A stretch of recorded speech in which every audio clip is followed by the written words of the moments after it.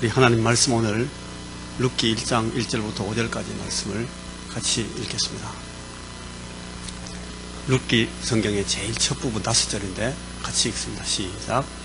사사들이 치리하던 때에 그 땅에 흉년이더니라. 유다 베들레헴의 한 사람이 그의 아내와 두 아들을 데리고 모압 지방에 가서 거류하였는데 그 사람의 이름은 엘리멜렉이요 그의 아내의 이름은 나오미요 그의 두 아들의 이름은 말론과 기련이니 유다 베들레헴 에브랏 사람들이더라. 그들이 모압 지방에 들어가서 거기 살더니 나오미의 남편 엘리멜렉이 죽고 나오미와 그의 두 아들이 남았으며 그들은 모압 여자 중에서 그들의 아내를 맞이하였는데 하나의 이름은 오르바요 하나의 이름은 룻이더라. 그들이 거기에 거주한 지 10년쯤에 말론과 기론 두 사람이 다 죽고 그 여인은 두 아들과 남편의 뒤에 남았더라. 여러분, 아까 우리가 읽은 이 룻기 성경은 넉 장으로 되어 있습니다. 아주 짧은 성경인데 여러분 혹시 룻기 다 읽어보셨습니까? 룻기 읽어보신 분 손 들어보세요. 다 들어야지 다. 성경 한 일동하신 분들 룻기 다 읽어봤는데 읽어놓고 또 안 읽었다고 거짓말 하시고. 룻기를 다 우리가 한 번씩 읽어보십시오. 룻기는 짧은 성경입니다. 아주 짤막한 성경인데 굉장히 이게 아름다운 얘기입니다. 굉장히 아름다운 얘기인데 여러분 한번 읽어보셨더라도 한 번 더 읽어보시기 바랍니다. 그래가지고 제가 이제 오늘 주일부터 몇 번 룻기를 여러분들에게 강의를 해드리려고 합니다. 룻기 강의하면서 룻기 얘기만 하는 건 물론 아니겠죠. 성경이 전체로 성경은 이 내부적인 통일성을 갖고 있기 때문에 한 성경 아무데나 찔러도 다른 성경에 있는 내용들이 다 같이 들어오게 됩니다. 그래서 성경은 이 하나의 통일체이기 때문에 유기적인 통일체이기 때문에 성경을 전체로 보게 되는데요. 제가 룻기를 중심으로 해서 성경을 또 이제 조금 몇 주간 동안 공부를 해보려고 합니다. 여러분 근데 이 룻기가 이런 질문으로 보통 룻기를 시작합니다. 이 법원 근방에 가면은 법원에서는 사람들이 두 인간밖에 없다고 그래요. 인간의 종류가 두 인간이에요. 하나는 이미 드러난 죄인들이고 다른 하나는 아직 드러나지 않은 죄인들이고 사람들이 다 죄인으로 봐요. 법원에서는 판사들이고 검사들이고 변호사들이고 형사들이고 전부 다. 이 룻기가 그런 데서 시작하는 성경입니다. 아무 죄도 없는 불쌍한 사람들 같은데 나중에 들여다 보니까 드러나지 않는 죄들이 많습니다. 그 문제들을 하나씩 해결하면서 이제 그들이 갖고 있는 이 삶의 어려운 현실들이 다 해결돼 나가면서 풀어지는 것을 볼 수가 있습니다. 여러분 이 룻기를 룻을 정확하게 발음하면 이게 룻이 아니고 루스입니다. 루스. 그리고 이게 신약 성경 오면 룻이 누군지 압니까? 룻의 다른 이름이 신약 성경에서는 루디아라고 나옵니다. 루디아. 같은 이름입니다. 이 세상 지금 우리가 오늘 제가 예배를 시작하면서도 그런 말씀으로 했는데 참 난파선 같은 세상입니다. 너무너무 무너지고 부서지는 게 많은 그런 참 어려움이 많은 세상인데 특별히 깨어지고 산산조각이 난 그런 가족들과 가정들이 많습니다. 제가 어릴 때는 다 우리 집 같겠지 이렇게 생각을 하고 자랐어요. 그때 우리 집은 굉장히 모양이 온전한 모양이었기 때문에. 그런데 자라다 보니까 깨집니다. 그리고 지금 돌아보니까 온전한 가정들이 별로 없습니다. 다 여기가 부서지고 저기가 무너져 있고 여기가 깨져 있고 이렇게 분리되어 있고 막 이런 어려움들이 많은 그런 세상입니다. 우리 중에 너무너무 사랑하는 사람들이 우리를 뒤에 놔두고 미리 가버리기도 하고 그죠? 그래서 깨어지고 부서져 있는 그런 이 가정들이 많은데 그런 가정들만 있는 것이 아니고 우리 개개인들을 봐도 그렇습니다. 우리 개인들을 보면 우리 삶을 살면서 어릴 때 우리가 디자인하고 계획했던 그런 사람들은 잘 안 사라집니다. 나는 몇 년도까지 어떻게 해서 이렇게 해야지. 그리고 나서 그렇게 되면 그 다음에는 아마 이 정도에서 이 정도 사이에는 내가 들어갈 거야. 그러면 내가 이렇게 할 거야. 그리고 나서 이렇게 해서 누구를 어떻게 하고 누구를 만나서 어떻게 하고 이렇게 해서 내가 이렇게 해야지. 그 다음에 이렇게 살 거야. 우리가 계획을 다 하고 시작했어요. 그렇게 아름다운 그림 없이 시작한 사람은 아무도 없습니다. 그런데 살다 보니까 어느 날 우리의 삶을 돌아보니까 아이고 여기도 깨지고 저기도 무너지고 저기도 부서지고 마음대로 안 되는 거예요. 여러분 아주 내가 지금 처참하구나. 내 처음에 계획하고는 영 다르게 갔구나. 그리고 내가 처음에 그렸던 그림하고는 다른 그림이 되고 있구나. 그런 생각이 혹시 드시면 이런 상황들을 하나님이 어떻게 역전시켜서 구원하시고 회복시키시고 전혀 새로운 모양으로 다시 만들어내는 그런 작업들을 어떻게 하시는지를 이 룻기를 통해서 볼 수가 있습니다. 굉장히 좋은 성경이잖아요, 룻기. 혹시 저와 여러분 우리 삶에 이 바람직하게 짝 맞춰지지 못하고 기대와는 전혀 다른 그림이 되어 있고 또 깨어진 조각들이 여기저기 부서져 있어서 이 깨어진 그림들을 다 맞추지 못해서 안타까우신 상황이라면 룻기는 정말 꼭 읽고 배우셔야 되는 성경입니다. 혹 인생의 어느 한쪽이 무너진 것으로 황당해하고 계시다면 저와 함께 몇 주간 동안 여러분 사모하는 마음으로 이 성경에 집중하시기 바랍니다. 여러분은 룻기 강해를 통해서 굉장히 중요한 키를 적어도 몇 개를 잡을 수 있습니다. 이 조각조각 흩어놓은 그런 이 화가의 그림, 아직 짝 맞추지 못한 밀레나 반 고호 같은 사람의 명화, 그림 조각 맞추기 같은 그런 이야기입니다. 아주 로맨틱하기도 하고 드라마틱하기도 한 잘 구도를 맞추어 놓은 그런 이 몇 폭의 산수와 같은 그런 얘기입니다. 여러분, 여기 더 중요한 사실 하나는 이 그림들이 이 룻으로 되어 있는 이 룻 이야기가 처음부터 저와 여러분에게 정말 구체적으로 연결되고 그리고 실제적으로 관련이 되고 우리의 삶에 인볼브하도록 의도되어진 이야기라는 데 굉장히 중요한 점이 있습니다. 처음부터 우리를 위해서 만들어 놓은 얘기입니다. 그렇게 사람들이 동원되고 그렇게 그 배우들이 역할을 하고 연기를 하고 그렇게 살다가 그 얘기를 우리에게 남겨줬는데 우리를 위해서 하나님이 처음부터 만든 그림이고 이 얘기입니다. 이 룻을 통해서 다윗이 태어나고 이 다윗의 가문을 통해서 저와 여러분의 구주 예수님이 세상에 내려오시고 아주 만면의 웃음을 지으시면서 우리에게로 걸어 들어오십니다. 여러분 이렇게 시작해 보십시다. 룻기 이야기는 역사적으로 세 개의 다른 성경들과 평행으로 연결되면서 전개되는 그런 얘기입니다. 여러분 이 룻기하고 관련되는 세 성경이 어느 성경이겠습니까? 하나만 처음에 말해보세요. 여러분 아까 본문 읽으실 때 정신 안 차리고 읽으셨네? 제 고등학교 때 우리 선생님이 만약 이렇게 묻는데 대답 못하면 막 야단쳤는데 저는 야단 안 칩니다. 저는 사랑이 많은 목사님이라서. 근데 여러분 무슨 성경하고 관련돼요? 룻기가? 사사기 빨리 보셔야죠. 저 같으면 금방 큰일이라도 하겠구만. 사사기 시대 때 일어난 얘기입니다. 성경은 이 룻기가. 그리고 사사기에 바로 연결돼 가지고 나오는 그 다음 시대 성경이 어느 성경? 사무엘상. 그 다음에는 사무엘상하고 붙어있는 성경은 사무엘하. 그만큼 쉽게 물어도 대답을 못 하시네? 안 하시는 거죠.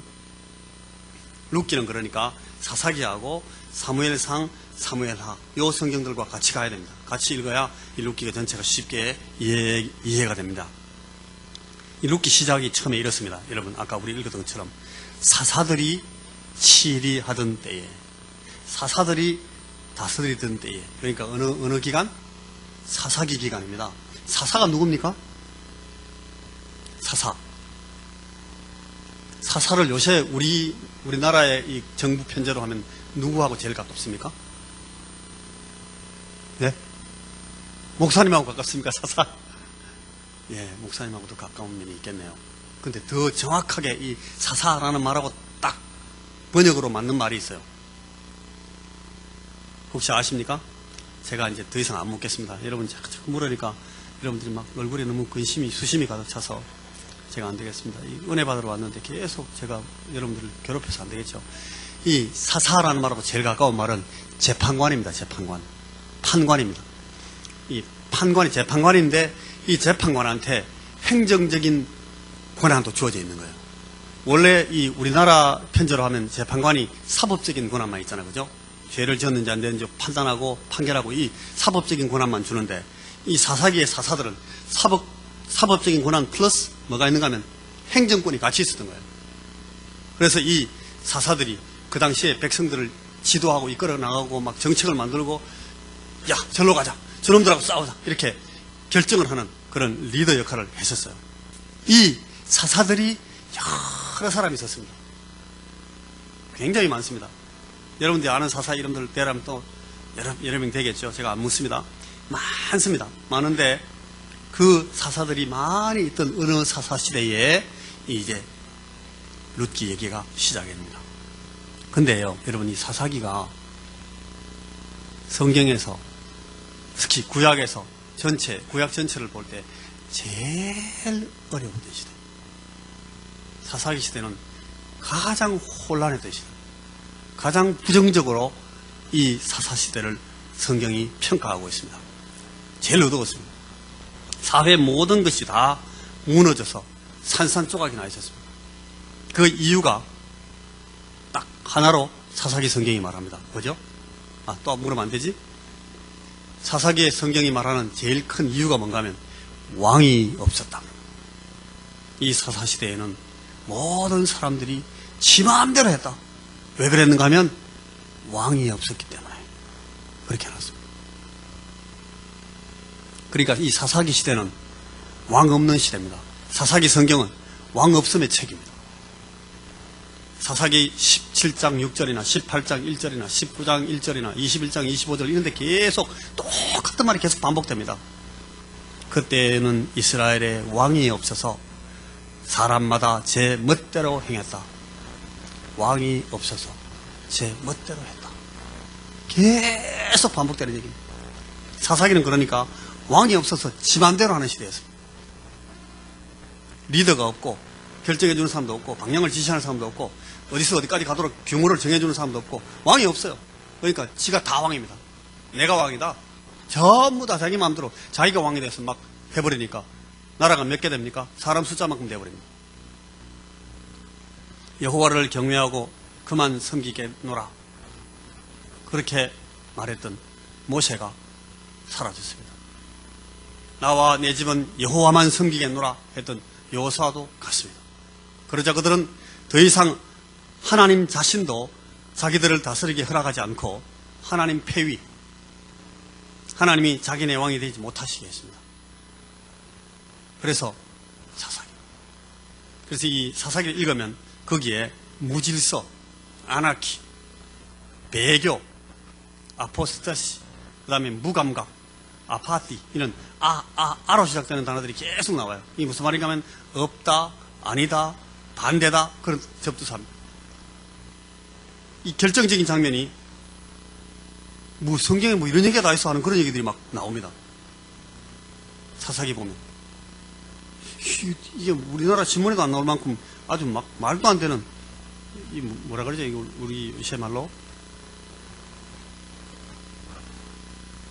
아주 막 희한한 얘기들을 보고 뭐라 그래요? 제가 요새 말을 신문에 보니까 그런 얘기 많이 나오던데 완전히 말도 안 되는 그런 얘기를 우리가 뭐라 합니까?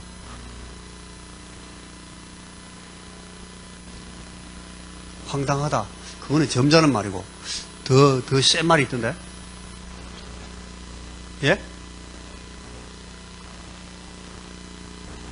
웃으시네? 무슨 말이 있었어요? 제가 생각이 안 나는데.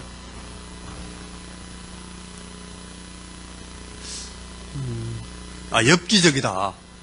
엽기적이다. 이 엽기적인 얘기가 사사기에 몇 개 나옵니다. 완전 엽기입니다. 엽기. 오, 이런 일이 다 있어. 그런 엽기적인 얘기들이 사사기에 막 나옵니다. 그 이유에 대해서 사사기 성경은 반복해서 말할 때에 이스라엘의 각 지파들이 올라가서 상속받을 땅에 들어갔지만 하나님이 그들의 손에 붙여주신 그 땅을 제대로 취하고 제대로 털어내고 제대로 장악하지 못하기 때문에 그래 됐다. 성경이 그렇게 말합니다. 하나님이 우리에게 땅을 주셨는데 이스라엘 백성들에게 너는 루벤은 이쪽에 가고 레위는 이쪽으로 가고 레위는 없구나.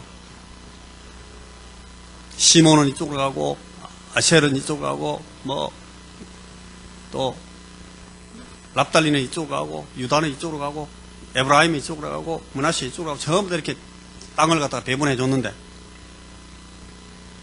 그 땅을 하나님이 그 땅에 있는 모든 거민들을 다 몰아내라 그랬어요. 그 시대는 그런 시대였어요. 몰아내면 그 사람들 자기들 딴 데로 가요. 몰아내고 거기 남아있으려고 하면 다 죽이고 그들이 갖고 있는 무양들이나 그들이 갖고 있는 모든 짐승들도 다 진멸하라 그랬어요. 애기들까지 어른들 다 쫓아내고 왜 그랬는가 하면 그들이 갖고 있는 문화가 이 이스라엘 백성들의 이 심령들을 잠식하기 때문에 절대로 공존할 수 없는 그런 그 토착민들의 그 문화를 믹스가 돼버리면 이 싱크리티즘이라고 그러는데 섞여버리면 완전히 망하는 거예요. 이스라엘 백성들은. 그렇기 때문에 하나님께서 모세를 통해서 여호수아를 통해서 다 틀어내라고 다 몰아내라고 그렇게 했는데 한 지파도 그대로 한 지파가 없어요. 전부 다 좋게 해가지고 그냥 같이 삽시다. 저게 좋은 거 아닙니까? 그래서 하나님의 은혜와 축복에 대해서 신선한 감각이 떨어지자 이 무감각은 잠시 후에 하나님에 대한 배교로 이어집니다. 배교. 이 배교는 곧바로 저들을 우상숭배로 끌고 갑니다. 우상숭배는 즉시 모든 면에서 부도덕해지게 만듭니다.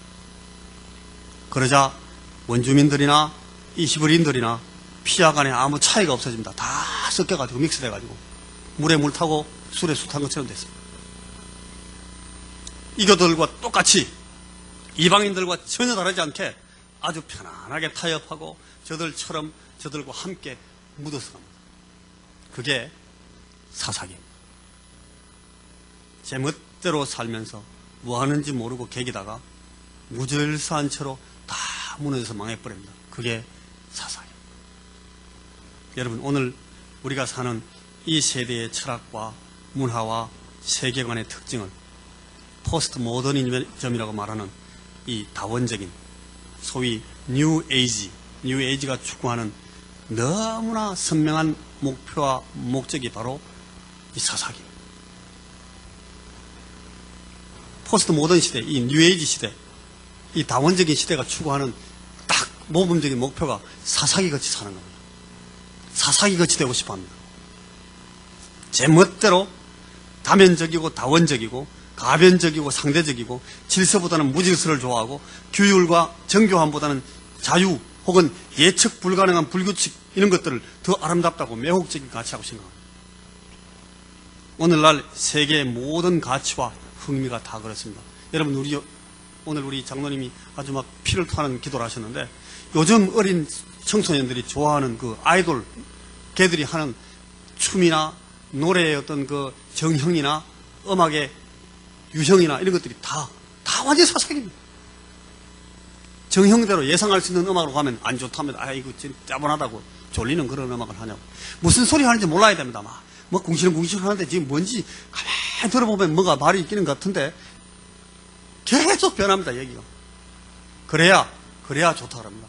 뱅글뱅글 도는 것도 똑같이 안 돌고 돌다가 한 번씩 피겨붙여야 됩니다. 그래야 아름답다 그럽니다.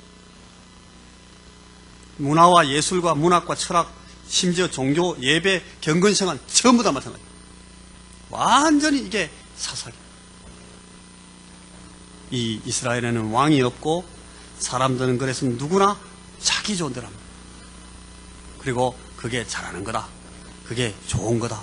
그렇게 계속 말합니다. 불행하게도 그러나 우리는 결코 이런 세대에서 평화와 평강, 이 샬롬 이걸 구할 수가 없게 됐습니다. 저와 여러분, 오늘 우리가 바로 이 제2의 사사기 시대를 살고 있는 겁니다. 사사기 다음에 있는 이 룻기에 뒤따라 나오는 그 성경이 안 묻습니다. 그래도 아시는 분 대답하면 됩니다. 사무엘상입니다.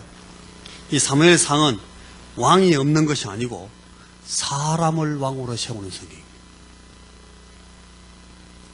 사무엘 시대에 이스라엘 사람들이 외침은 이겁니다. 다른 모든 나라들처럼 우리에게도 왕을 세워 그 왕으로 우리를 다스리게 해주십시오. 계속 그렇게 말합니다. 사무엘상 8장 4절 9절 8장 18절 이런 걸 비롯해서 여러 번 또 얘기 나옵니다. 우리에게도 왕을 주세요. 쟤들도 왕이 있고 얘들도 왕이 있고 쟤들도 왕이 있잖아요. 왜 우리는 왕이 없어요? 왕을 주세요. 계속 그래요. 하나님은 그들에게 왕을 주십니다. 창세기에서 야곱, 이 사람 이름이 나중에 이스라엘로 바뀌죠. 이 사람이 자기 그 아이들 12명 놓고 참 다 축복을 해줬는데 누구에게서 왕이 나온다 그랬어요? 예언할 때 유다에게서, 유다족 속에게서 왕이 나온다. 유다 지파에서. 근데 이 사무엘상에 난데없이 왕이 세워졌는데 어디서 나옵니까 왕이? 벤자민에서 나옵니다. 베냐민 지파에서 나옵니다. 사울왕은 베냐민 지파 사람입니다. 무슨 말인가 하면 하나님이 저들을 훈계하고 징계하고 뼈에 사무치는 교훈을 주실 필요가 있어서 저들에게 하나님 원래 의도와는 전혀 다른 사람 왕을 주신 겁니다. 그게 사울입니다. 사람 왕 사울. 사울은 처음에 아주 구원자의 모습으로 영웅으로 나타났습니다. 큰 열정과 성공으로 자기 시대를 시작합니다. 그러나 그는 불행하게도 이 모든 것을 다 망가뜨리는 파괴자가 돼가지고 자기 지세를 마감합니다. 피스메이커로 시작했다가 피스 브레이커로 끝납니다. 죄 없는 사람을 핍박하고 선의와 친절을 베푸는 사람을 죽이고 추격하고 막 돌격합니다. 종래에는 스스로 자기 칼을 꽂아놓고 거기 엎어져서 자멸하고 말았습니다. 오늘 이 어지러운 세대를 살고 있는 사람들마다 통치자를 찾고 있습니다. 리더를 찾고 있습니다. 우리에게는 왕이 필요합니다. 우리의 모든 의지와 기대에 반응하고 통합할 그런 지도자가 필요합니다. 우리에게 왕이 필요합니다. 그때 사탄이 말합니다. 있지. 그럼 있고 말고 내가 그런 사람 구해줄게. 자, 이 인물이 걸작이다. 한번 갖다 써봐. 따라가봐. 피스메이커로 자처하고 프로텍터로 보호자로 자처하는 그런 영웅이 혜성같이 나타납니다만 여러분 그 본말이 드러나는 데는 별로 시간이 안 걸립니다. 제대로 된 피스 브레이커고 아주 압제자, 오프레서고 박해자, 프로시큐터 고발자라는 것이 금방 드러납니다. 이 사람왕은 메시아, 우리 주 예수 그리스도의 오심으로만 그 파괴와 불화와 박해의 그날을 끝낼 수가 있게 되어 있습니다. 그래서 사무엘 하가 따라옵니다. 여러분, 이 사무엘 하서의 주제는 하나님만 우리의 참 왕이시다. 따라해 보시겠습니까? 하나님만 우리의 참 왕이시다. 사무엘 하서의 주제입니다. 누가 하나님이 보내시는 왕인가? 누가 하나님이 세우시는 왕인가? 누가 하나님을 대리해서 우리를 다스려 줄 수 있는가? 그게 사람으로 누구 이름으로 옵니까? 다윗입니다. 다윗이라는 왕, 그의 왕직 수행을 통해서 하나님이 드러나십니다. 이게 사무엘 하서입니다. 이 다윗은 완전한 사람이 아닙니다. 계속 실수합니다.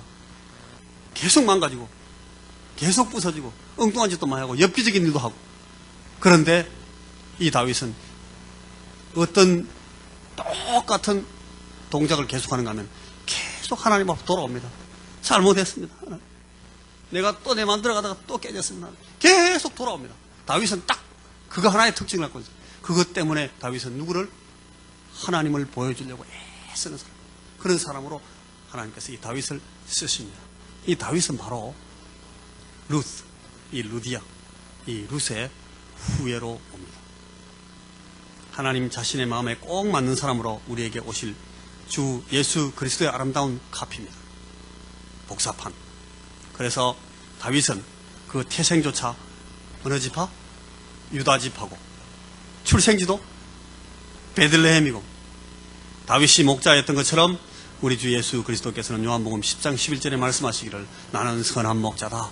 나는 내 양을 위하여 목숨을 버리구나. 두 분이 똑같습니다. 다윗이 왕이 되기 전에 자기 백성들에게 버림을 당하고 경원시대에서 오랫동안 박해와 고난을 당합니다. 우리 주님 역시 자기 백성들에게 버림을 당하셨지만 나중에는 마침내 이 다윗의 위에 앉으실 것입니다. 다윗이 하나님의 선택을 받아 기름 부어졌음에도 그 대관식의 날까지 오래오래 기다려야 됐습니다. 그리스도께서는 왕으로 임명받으셨지만 지금도 그분의 대관식을 기다리고 계십니다. 그게 종말입니다. 다윗이 전장에서 거인 골리앗을 물리친 것처럼 우리 주님은 광야에서 도저히 무너질 것 같지 않던 대적을 깨뜨리십니다. 이분이 그 어느 날 왕관을 쓰시고 바로 우리 눈앞에서 이 보좌에 등극하시는 것을 이제 우리가 다 바라보게 될 것입니다.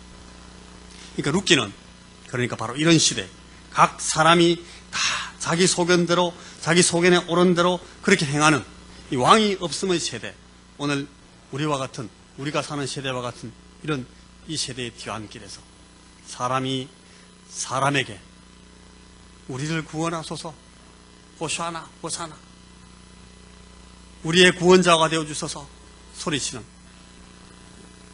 사람이 사람에게 소리치는, 오늘 우리가 사는 이 세상 언저리 사람 왕의 시대에 쓰여지고 있었던 책입니다.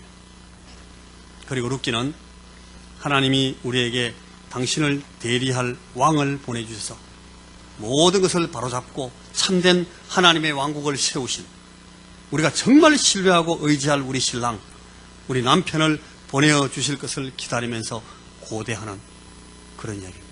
여기 신랑이 나옵니다. 룻기에 남편이 나옵니다. 멋있는 시사가 나옵니다.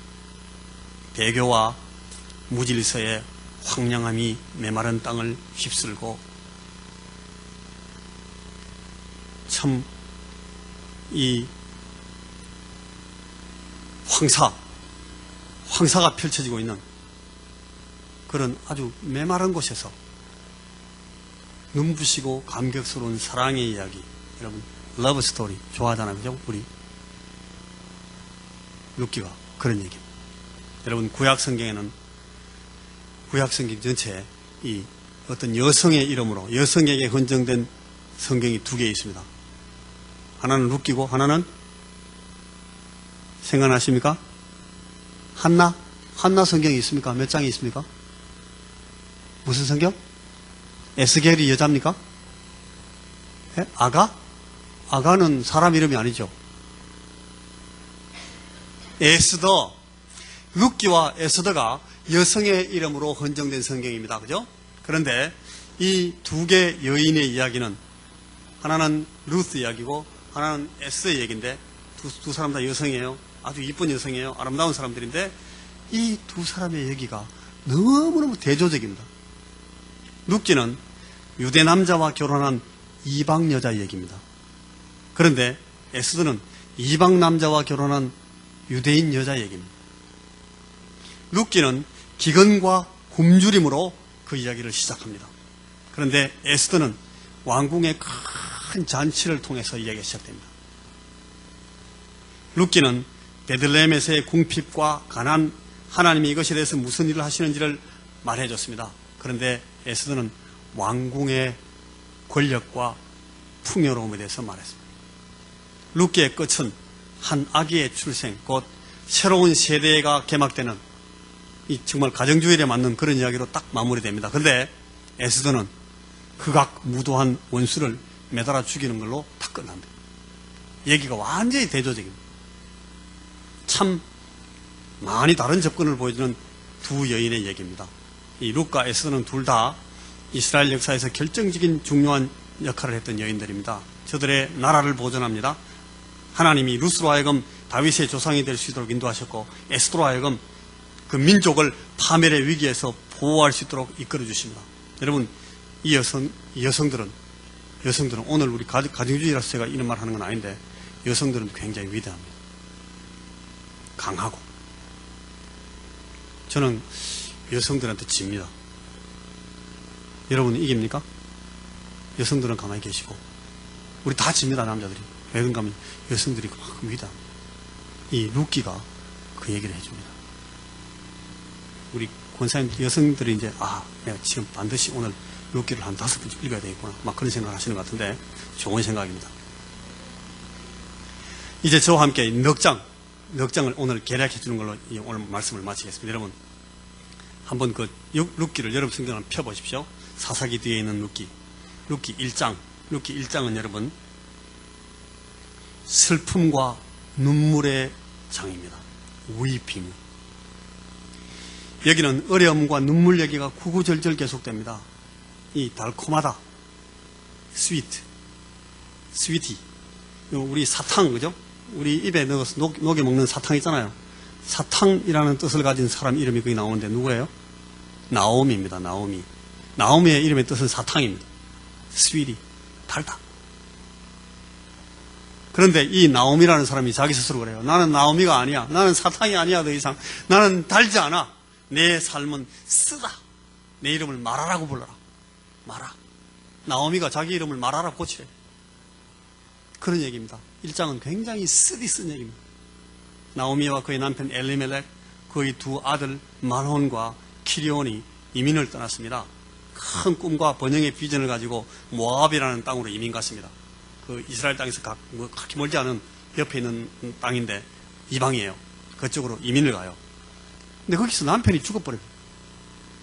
아들 둘을 장가들여서 다시 한번 일어나 보려고 이 엄마가 나오미가 한번 아들 둘이 있으면 뭐 좌충용 500호잖아요. 한번 해볼 수 있어요. 한번 일어나 보려고 했는데 아이쿠 그 아들 둘이가 하나씩 둘 다 죽어버렸어요. 혼자 된 시어머니와 죽기 전에 또 며느리는 봤어요. 둘 다. 나이 많은 어머니, 시어머니, 그리고 젊은 청상 2명, 3사람의 과부만 남았어요. 이 두 며느리가 아이도 아직 안 낳았습니다. 아이도 낳기 전에 아빠 될 사람이 죽어버렸어요. 이보다 더 황당하고 이보다 더 비참한 얘기가 있겠습니까? 이 쉬운 얘기가 아닙니다. 그런데 다행히 이 시어머니가 참 좋은 사람이에요. 이 시어머니는 며느리들의 입장을 고려해 주는 분이에요. 그래가지고 그들을 위해서 결정을 내려줍니다. 돌아가라. 아직 너 젊으니까 너 지금 다시 시작해 볼 수 있어. 나하고 있으면 희망이 없어. 그러니까 야, 다시 가라. 나는 내가 어떻게 해볼게. 두 며느리에게 작별의 키스를 해주면서 친정으로 돌려보냅니다. 그 오르파라는 큰 며느리가 절망적인 눈물을 흘리면서 어머니 안녕히 계세요. 눈물을 흘리면서 집으로 돌아갑니다. 참 눈물 나는 얘기입니다. 그런데 거기 또 작은 며느리가 갑자기 안 돌아가겠대요. 또 얘는 어머니는 왜 자꾸 저를 돌려보내려고 하십니까? 어머니 혼자 어떻게 하시려고요? 이제 어머니의 결례는 제 결례고 어머니의 하나님이 제 하나님입니다. 저 어머니의 며느리입니다. 어머니가 가시는 곳에 나도 가고 어머니 머무시는 그곳에 저도 머물겠습니다. 그리고 저는 거기서 제 뼈를 묻을 겁니다. 이 헌신, 디보션, 이 헌신이 또 눈물을 뽑습니다. 룻기 1장은 그래서 눈물과 슬픔의 얘기죠.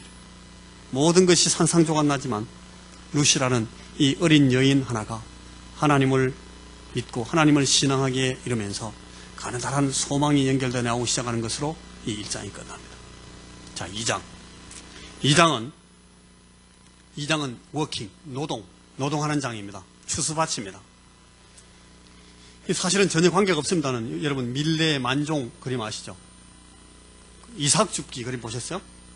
그 그림이 그대로 연상되는 그런 장면이 이 룻기 2장입니다. 사실은 이 만종은 그런 거 관계가 없는 그림이거든요. 그 밀레의 만종에 그 왜 저 뒤에 교회가 예배당이 하나 있고 그 아버지하고 엄마가 밑에 그 아버지하고 엄마가 아니고 아저씨하고 아줌마가 속고리 하나 밑에 놓고 이렇게 기도하고 있는 그림 있죠, 그죠? 그 속고리 안에 뭐 있는 줄 알아요? 죽은 아기가 있어요. 죽은 아기가 거기 있어요. 병들어 죽었어요, 아기가. 기아 때문에. 그 그림이 그런 슬픈 그림입니다. 이런 잘 몰랐구나. 문이 이렇게 커져가지고 막 슬픈 표정이 있네. 괜히 얘기했네 또. 그게 그런 그림입니다, 밀레. 그러니까 이 룻기 2장하고는 관계가 전혀 없는 거예요. 사람들이 성경 보는 사람들은 밀레가 성경을 보고 룻기 읽다가 이걸 그림 그렸구나 그렇게 생각하는 사람들이 많아요. 아닙니다. 이제 룻이 수수꾼을 따라가면서 허리를 구풀해서 이삭 알곡을 줍는 그런 장면, 그게 나옵니다. 이게 뭐 대단한 노동, 굉장한 행동이었겠습니까? 근데 거기서요, 이 추수밭에서 사건이 터집니다.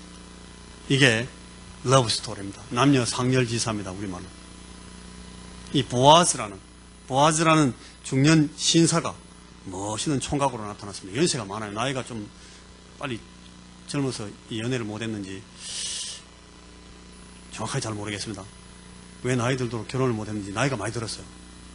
근데 총각입니다. 불현듯이 이 사람이 등장해서 이 이삭 줍는 여인을 도와줍니다. 그러다가 그만 무슨 얘기 나오겠습니까? 사랑에 빠졌어요. 룻이 집에 돌아와서 자기 시어머니한테 그날 일어난 이 얘기들을 다 말씀드릴 때까지 이 사람들은 무슨 일이 터질지 아무도 몰랐어요. 그런데 그 2장 끝에서 상황이 급변합니다.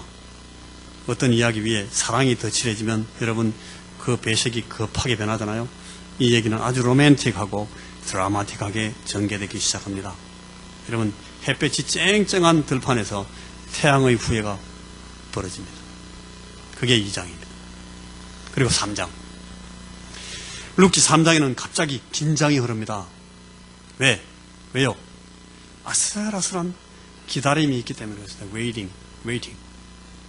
혹시 뭐가 잘못될까 봐서 옆에서 지켜보는 우리 손에 땀이 나고 손이 막 달달달달 떨립니다. 3장 읽으면. 여러분 읽어보십시오. 제가 말하는 대로 되는지 안 되는지. 이거 잘못되면 어떡하지? 시어머니 나오미가 자기 가정을 맡아줄 의무가 있는 친척인 이 보아즈라는 사람에게 룻에게 자기 며느리에게 말해요. 가서 네가 누군지 소개를 해. 보아스는 저들의 빚을 물어주고 이 과부들에게 자유와 자립의 길을 열어줄 수가 있는 사람입니다. 룻은 모릅니다. 그리고 보아스도 처음에 룻을 보고 누군지 몰랐어요. 그가 누군지, 그가 자신을 위해 뭘 해줄 수 있는 사람인지 아무것도 이 룻은 모르고 있습니다. 그래서 성경을 읽고 있는 우리가 답답합니다. 얘가 좀 알면 좋겠는데 몰라요. 좀 조심 좀 하면 좋겠는데 엉뚱한 짓을 하고 막 잘 좀 보이면 좋겠는데 이쁘게도 안 하고 막 불안합니다. 성경을 읽을 때. 룻은 그저 그가 단순히 음식을 제공해주고 어떤 보호를 마련해줄 수 있는 좋은 아주 훌륭한 사람인 줄로만 알았어요. 그런데 갑자기 거기서 룻이 드라이브를 겁니다. 모험을 하는 겁니다. 어머니에게, 그리고 이 보아즈라는 그 사람에게 큰 신뢰를 가졌기 때문에 아주 순진한 이 소녀가 묵직하게 행동합니다. 무엇보다 이 소녀가 하나님을 신뢰하는 것을 보게 됩니다. 룻은 순수한 믿음과 순진한 사랑의 행위로서 보아즈에게 다가가고 그의 발밑에 타작마당에서 발밑에 가서 싹 눕습니다. 보아즈가 화들짝 놀랍니다. 그리고 조용히 룻에게 말하는 장면이 거기 나옵니다. 무슨 얘기하는지 읽어보시면 됩니다. 거기가 클라이막스입니다. 아가, 걱정하지 마라. 네가 무엇을 기대하든지 내가 다 들어줄게. 3장 11절입니다. 보아스가 그렇게 말해주었을 때 아마 룻은 이제 드디어 이 보아스라는 사람을 조금 알기 시작했을 겁니다. 룻이 집에 돌아가서 나오미에게 보아스 말을 그대로 전달합니다. 그러자 시어머니가 말씀합니다. 아가, 그분이 오늘 안으로 이 일을 마무리 짓지 않으시고는 못 견디실 거다. 자, 우리 기도하면서 한번 기다려보자. 그게 3장 18절입니다. 보아스는 자신이 시작하는 것을 마무리 짓고 완전히 끝내시는 예수 그리스도의 그림입니다. 그분이 알파고 그분이 오메가십니다. 자신은 스스로 신랑이라고 말했습니다. 우리들에게 당신이 시작하신 것을 반드시 그가 성취하실 것이라고 약속하신 분입니다. 그게 3장입니다. 자, 4장, 마지막 장입니다. 이 4장은 결혼입니다. 웨딩, 혼인. 이 영어의 W자로 시작해 제가 얘기를 한 겁니다. 1장은 weeping, 2장은 working, 3장은 waiting, 4장은 wedding. 이 넉 장의 제목들이 전부 이렇게 우리가 W로 기억하면 좋다고 제가 이제 성경을 소개해 드린 거예요. 이걸 S로 시작할 수도 있어요. 1장은 sorrow, 슬픔. 2장은 service, 섬김. 3장은 submission, 순종. 4장은 satisfaction, 만족. 이렇게 주제를 바꿀 수도 있어요. 이 4장 첫 부분은 보아스가 성문으로 이제 걸어나갑니다. 당시에 이 성문은 보통 이 트리뷰널 코트, 요새 말로 하면 민사소송, 민사 재판이 열리는 곳이 바로 그 성문이었어요. 성문 성루에 올라가서 거기서 이제 원고와 피고가 만나가지고 서로 이제 얘기를 하고 손해배상 같은 거 받고 하는 그런 민사소송이 보통 그 성문에서 있었어요. 그래서 보아스가 그 성문으로 걸어나갑니다. 근데 이 보아스가 자기보다 앞서 있는, 자기보다 더 이 나오미의 시댁 쪽으로 더 가까운 친척을 한 사람을 거기 불러냅니다. 야, 자네가 1차 선택 지명권이 있어. 네가 엘리멜렉 가정에 이 재산을 물을래? 거기서 이 사람이 예스 해버리면 이 나오미와 보아스의 꿈과 모든 계획들은 다 날아갑니다. 허탕이 되고 맙니다. 그런데 여러분, 거기서 보아스가 그 사람에게 물어요. 자네가 이 엘리멜렉 가정의 모든 재산을 물을 수 있겠어? 네가 내보다 더 순번이 빠르니까 네가 결정해. 그러니까 이 친구가 듣지도 않고 생각도 안 해보고 내가 그러지? 자기가 물은데요. 이 보아스와 룻이 이렇게 끝나는 겁니까? 그래서 보아스가 다시 묻습니다. 그게, 야, 자네 재산을 물은다는 게 이 가정에 빚도 다 갚아줘야 되고, 여기 지금 혼자 된 여인이 2명이 있는데 이 사람들 다 책임지고 너 자손들까지 다 이어줘야 되는데 할 수 있겠어? 괜찮아? 그러니까 또 생각도 안 하고 이 사람이 하는 말이, 나 그런 거 안 해. 그런 거야? 그거 안 할 거야. 네가 해. 네가 가라, 하와이. 그래가지고 자기 신발을 벗어서 보아스에게 던져줍니다. 이게 무슨 말인가 하면, 나 권리 포기한다 뜻입니다. 내 권리와 의무를 다 양도하고 포기할 테니까 네가 가져라. 네가 가라, 하와이. 신발 던져주는 거예요. 많은 증인들 앞에서 이 사실을 천명합니다. 이 프로세스를 구속이라고 합니다. 구속. 그런 동작, 그런 사건, 그런 상황을 구속이라고 말해요. 속전을 지불하고 구원해준다, 그런 뜻입니다. 로마서에서 바울이 우리의 구원을 설명하면서 쓰고 있던 정확하게 바로 그 단어입니다. 구속. 누가 누구를 위해서 하는 일입니까? 우리 주님이 저와 여러분을 위해서 하는 그 일입니다. 구속.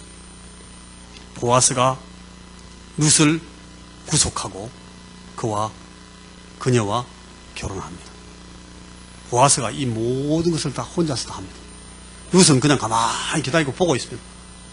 그리고 그가 하는 일을 그냥 accept, 받아들이기만 하면 됩니다. 그저 감사하고 감격하고 고마워요. 이 구속이라는 프로세스의 아주 간결하고도 확실한 설명이 바로 그 글입니다. 보아스가 룻을 아내로 맞았을 때 하나님이 룻을 복 주셔서 거기 아들을 주십니다. 그 아들의 이름이 오벳입니다. 이 오벳은 제세, 이세의 아버지입니다. 이세는 누구의 아버지입니까? 다윗의 아버지입니다. 그러니까 이 오벳은 다윗의 할아버지입니다. 그리고 오벳의 어머니인 룻은 다윗의 누가 됩니까? 증조 할머니가 됩니다. 증조 할머니. 근데 이 보아스라는 사람이 나중에 보면 아버지가 있어요. 보아스의 아버지 이름이 살몬이에요. 살몬. 이 살몬이라는 아주 유력자인데, 이 살몬은 여호수아 때에 신전 기생으로 한번 등장했던 라합이라는 여인이 있습니다. 그 여인의 남편입니다. 보아스의 어머니 룻의 나중 시어머니가 된 그 사람이 바로 라합입니다. 정말 신기하지 않습니까? 이 성경 이야기는 아주 재밌고 묘합니다. 여러분, 근데 만일 룻이 텅 비어서 빈 털터리가 된 과부 시어머니를 따라 나서지 않았다면, 그 떼약볕에 나가서 다만 몇 줌의 이삭을 줍고자 허리를 굽혀서 일하기를 거절했다면, 자기의 시부모 친척인 이 보아즈에게 용기를 내서 다가가지 않았다면, 그 밤 그 추수밭에서 이 사람의 발 아래 눕지 않았다면, 이들의 산산조각 나 있었던 그림은 결코 다시 짝 맞춰지지 않았을 겁니다. 나오미와 룻의 인생은 산산조각 난 그대로, 보아즈의 인생은 이빨 빠진 그대로 느드러하게 그냥 흩어져서 끝나고 말았을 겁니다. 여러분, 이 룻기 이야기는 분명히 주님과 우리들, 그리스도와 교회의 그림입니다. 사람들의 삶에, 인생에 태클에 들어오시는 이 하나님의 은혜로운 이야기입니다. 룻기에서 우리는 하나님께서 어떻게 깨어진 사람들의 인생을 짝 맞추시고 회복시키시는지를 조심스럽게 볼 수 있습니다. 예수 그리스도를 만나고 그분을 신뢰함으로, 그리고 그분에게 서미션, 순종, 복종함으로써 예수 그리스도께서 준비하신 그 충만한 삶을 체험할 수가 있다고 이 룻기는 우리에게 가르쳐줍니다. 우리는 그리스도에게 순종함으로써 회복되고 복구될 수 있습니다. 여러분, 혹시 여러분에게 복구될 부분이 없습니까? 저에게는 있습니다. 여러분에게 있습니까? 그러면 이 룻기를 보셔야 됩니다. 이 아름다운 초청에 여러분 응답하셔야 됩니다. 우리에게 다가오는 것이고, 이 스토리 전개는 우리가 선택할 수 있습니다. 우리도 룻처럼 할 수 있어요. 우리 인생을 쪼각내는 죄와 거역과 그 쓰라림, 그것들을 하나씩 우리 인생에서 걷어내고, 이 회복의 과정과 동시에 우리의 삶을 복구하는 그런 작업을 진행할 수가 있습니다. 사랑하는 여러분, 오늘 우리 삶의 어느 구석이 깨져 있습니까? 틈과 균열이 보이기 시작하는 그런 구석이 있으면 여러분 살펴보십시오. 어떤 부위입니까? 혹시 우리 인생에 비밀스럽게, 다른 사람은 몰라도 나는 아는, 무너져 있는 것이 혹시 없습니까? 그래서 여러분, 오늘 이제 이번 주일부터 룻기 강해를 제가 시작할 겁니다. 이 룻의 이야기를 한번 살펴보시고, 하나님께서 너무나 친절하고 자상하게 우리 개개인들을 위해서 준비한 것들을 우리에게 가져오시는 예수님의 얼굴, 그분을 만나시고 그분의 목소리를 들어보실 수 있기를 바랍니다. 기도하시겠습니다. 하나님, 오늘 룻을 회복시키시고 룻의 인생을 통해서 하나님의 그 위대하시고 거대한 일을 진행하셨던 것처럼 오늘 우리에게 주님께서 찾아오시고 우리의 삶에 간섭해 주시고 우리를 회복시켜 주시고 우리가 주님을 기쁘시게 해드리고 영화롭게 할 수 있을 만한 그런 위대한 삶을 사는 하나님의 자녀들이 될 수 있도록 우리에게도 크신 은혜를 베풀어 주옵소서. 예수님 이름으로 기도하옵나이다. 아멘. 570장 찬송을 부르겠습니다.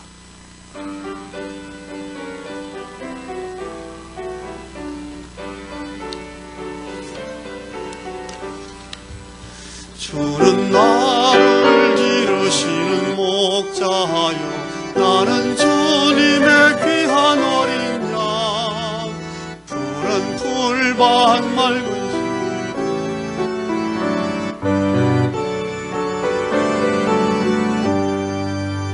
주는 나의 좋은 목자, 나는 그의 어린 양, 저를 따라 꼴을 먹여주시니 내게 부족함 전혀 없어라. 예쁜 새들 노래하는 아침과 노을 비끼는 고운 황홀에 사랑하는 나의 목자 음성이 나를 언제나 불러주신다. 주는 나의 좋은 목자, 나는 그의 어린 양,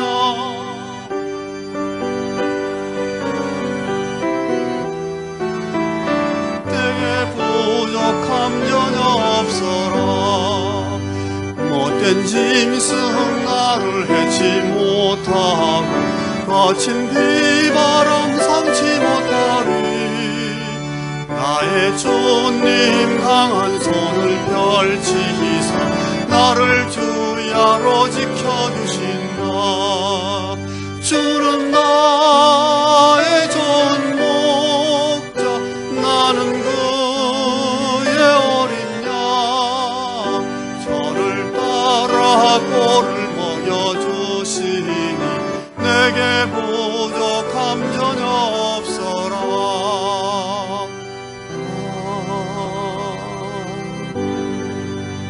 우러러 축원하옵기는 우리 주 예수 그리스도의 구원하시는 은혜와 하나님 아버지의 끊임없이 열심을 내시는 우리를 향한 사랑하심과 성령님의 위로하시며 인도하시며 말씀하셔서 계시들을 풀어주시고 우리가 예수를 닮도록 늘 권면하시면서 우리와 함께 교통하시는 모든 교통하심이 오늘도 하나님 앞에 나와서 온 정성을 다해서 예배드리면서 하나님의 은혜를 사모하고 깨어진 사람들을 다시 불러 회복시키시고 온전케 하시는 하나님의 은혜를 마음 가운데 사모하는 우리 하나님께서 우리에게 주신 귀한 가정들 위해 우리에게 보내신 이 귀한 우리 자손들 자녀들과 우리 손자 손녀들 머리 위에 저들의 인생 위에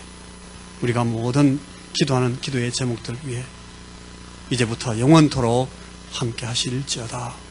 아멘.